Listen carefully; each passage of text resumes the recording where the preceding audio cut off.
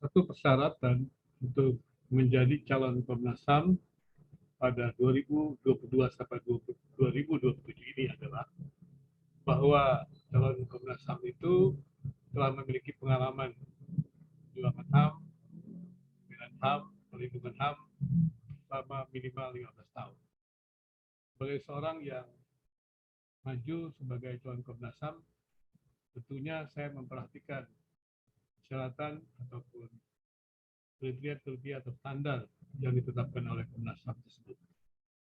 Mengapa saya maju menjadi calon Komnas HAM? Pertama-tama adalah beban dan juga perjuangan HAM telah saya lakukan banyak. Perjuangan HAM itu bukan hanya saya lakukan pada waktu saya menjadi mahasiswa dalam organisasi kemahasiswaan, tetapi juga ketika bekerja. Pada tahun 1996, saya bekerja ataupun saya membangun bersama-sama dengan teman-teman di Badan Kerjasama Gereja-Gereja di Bojonegoro membangun yang namanya Sekolah Kristen Mahasiswa yang hampir tutup dengan mendirikan Yayasan Kristen Petra Bojonegoro, mengusahakan dana, mengusahakan pembangunan, dan menyediakan pendidikan yang bermutu untuk mereka yang tidak mampu. Banyak anak-anak yang hadir pada waktu itu adalah mereka yang tidak mampu dan mereka mendapatkan pendidikan yang baik dengan gedung yang baik. Tidak hanya di situ, saya juga terlibat dalam perjuangan-perjuangan bagaimana melindungi ataupun bagaimana mengokohkan kehidupan antar umat beragama, dan kemudian juga secara khusus ketika terjadi yang bisa dikatakan juga konflik kekerasan yang terjadi dengan PT Dulos, Yayasan Dulos. Nah, sana saya juga berusaha berjuang dan melihat sendiri dan mengusahakan supaya mereka-mereka yang ataupun kita semua yang berusaha untuk hidup dalam negara Pancasila dengan kebebasan beragama tersebut juga dilindungi oleh pemerintah. Kekerasan yang terjadi, penyerangan yang terjadi, yang menimbulkan korban, saya berada di sana.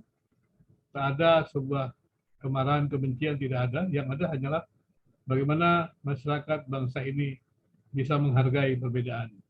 Itulah yang saya usahakan juga ketika mengalami persoalan-persoalan yang tidak mudah, dan juga mengadukan dan memperjuangkan hak-hak dari mahasiswa, hak-hak dari semua orang yang berada dalam komunitas tersebut. Dan juga menolong mereka-mereka yang menjadi korban kekerasan tersebut. Itulah perjuangan yang saya lakukan pada tahun 1999. Dan hanya sampai di situ, kemudian saya juga membantu banyak mahasiswa, pernah membantu sampai lebih hampir 100 mahasiswa yang kehilangan pendidikan ataupun meninggalkan pendidikan tinggi karena tidak memiliki dana, dan di sana dengan beberapa teman membangun yayasan, memperjuangkan nasib mereka dan mendirikan yayasan dan kemudian pendidikan tinggi teologi. Sampai saat ini alumni dari STT Gracia tersebut banyak yang melayani, bekerja di tempat-tempat yang strategis sekali. Dan kemudian juga saya juga terlibat dalam pembangunan pendidikan berkualitas di Kabupaten Landak, di Ngabang, Kalimantan Barat. Di sana juga saya terlibat dengan bagaimana menghadirkan pendidikan berkualitas seperti yang terjadi pada Sekolah Kristen Makedonia di Ngabang, di Kabupaten Landak. Dan perjuangan di sana juga dilakukan sampai tahun 2006. 2003-2006 menjadi salah seorang koordinator untuk bidang pendidikan yang langsung membawahi pendidikan di Ngabang, Kalimantan. Demikian juga kemudian menjadi peneliti, menjadi salah seorang yang mungkin pertama yang meneliti tentang Raperda Kota Injil di Pulau Mansinam, kemudian Manokwari, dan juga Sentani.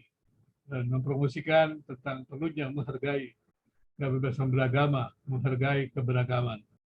Demikian juga meneliti dan melihat hubungan masyarakat di Bekasi, dan juga menghadirkan contoh-contoh sebuah masyarakat yang menghargai toleransi seperti di Kampung Sawah, meliputnya dan menampilkannya, baik di artikel, menulis di jurnal-jurnal, dan juga mengevaluasi kebijakan-kebijakan yang perlu dipikirkan ataupun direvisi untuk menghadirkan sebuah kehidupan publik yang damai. Karena hadirnya sebuah kebijakan publik yang unggul itu akan menghadirkan kehidupan masyarakat yang damai. Hadirnya kebijakan-kebijakan dengan perspektif HAM maka akan menghadirkan kehidupan yang menghargai HAM. Itulah perjuangan-perjuangan yang saya lakukan. Demikian juga dalam pendidikan tinggi teologi dan terus berjuang juga menghadirkan pendidikan-pendidikan yang baik, yang berkualitas.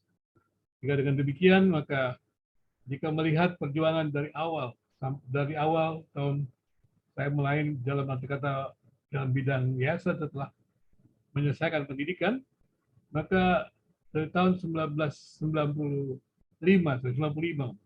berarti sampai sekarang tahun 2022, maka itu waktu yang cukup panjang melampaui syarat-syarat yang ditetapkan oleh Komnas HAM. Maka dengan demikian, maka saya mengajukan diri untuk menjadi seorang calon Komnas HAM. Tidak hanya di situ, saya juga menulis tesis tentang kebebasan beragama di Indonesia pada waktu magister, dan juga kemudian banyak menulis hal-hal yang terkait dengan perlindungan kebebasan beragama, dan juga banyak bersama-sama dengan teman-teman dari berbagai agama, belajar konflik, mencari jalan keluar untuk konflik, dan semua itu adalah perjuangan-perjuangan yang saya lakukan untuk bisa menghadirkan proteksi HAM di negeri ini. Maka dengan demikian, maka saya memberanikan diri untuk maju menjadi calon Komnas HAM dengan harapan bisa membawa perubahan. Bagi tidak perjuangan-perjuangan yang saya lakukan, pemikiran-pemikiran yang terus saya kembangkan, menggali nilai-nilai yang mendalam tentang HAM, dan saya berharap memang bahwa nilai-nilai HAM itu bisa terus disemaikan dalam kehidupan secara khusus pelajar Pancasila yang dikhususkan oleh Dikbud ini. Maka pelajar Pancasila yang di sana ada nilai-nilai Pancasila adalah nilai-nilai HAM, baik itu ketuhanan yang maha esa dengan kebebasan beragamanya, maupun juga kemanusiaan yang adil dan beradab, ya, juga itu merupakan sesuatu yang penting sekali. Jadi saya pikir itu perlu diperjuangkan begitu. Dan kemudian juga kehadiran ya kehidupan masyarakat yang adil, gitu. Juga selalu seperti itu. Jadi sila-sila dari Pancasila, dari sila pertama, kedua, ketiga, keempat, kelima, sebenarnya adalah sila-sila yang syarat dengan nilai-nilai HAM. Itu adalah nilai-nilai publik ya, yang merupakan nilai setiap individu berharap untuk dilindungi, atau tepatnya harusnya dilindungi, karena nilai-nilai itu adalah nilai-nilai yang diterima oleh manusia karena dirinya manusia. Bukan negara yang memberikan, tetapi negara wajib melindunginya. Ketika setiap individu itu hidup dalam masyarakat sosial, maka nilai-nilai sosial melindunginya, nilai-nilai publik itu melindunginya. Dan kemudian ketika bernegara, maka negara yang memiliki hak untuk menetapkan kebijakan publik, tentunya juga melihat persoalan-persoalan di masyarakat, patut melindunginya. Jadi aparat pemerintah, aparat keamanan pemerintah wajib melindungi hak-hak asasi tersebut. Dan saya pikir Indonesia sangat menghargai HAM itu.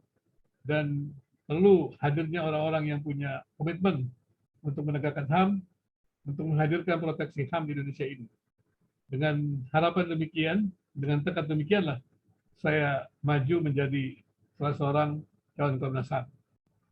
Dan saya berharap ketika hadir menjadi salah seorang yang duduk di Komnas HAM dapat membawa perubahan-perubahan penting.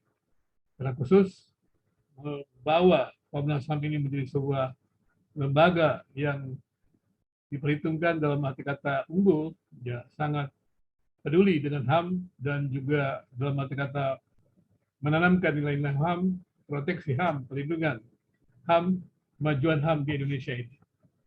Kiranya saudara yang mungkin bisa mendalami apa yang saya katakan ini, juga pidato-pidato saya, ceramah-ceramah saya tentang hal ini juga bisa mengikutinya. Dan jika Anda melihat hal tersebut penting, dan jika Anda juga memperhatikan apa yang saya kerjakan ini merupakan sesuatu yang penting, maka dukunglah saya untuk menjadi calon Komnas HAM 2022 sampai 2027 ini. Dan kiranya perjuangan HAM di Indonesia ataupun proteksi HAM di Indonesia akan lebih maju lagi. Terima kasih.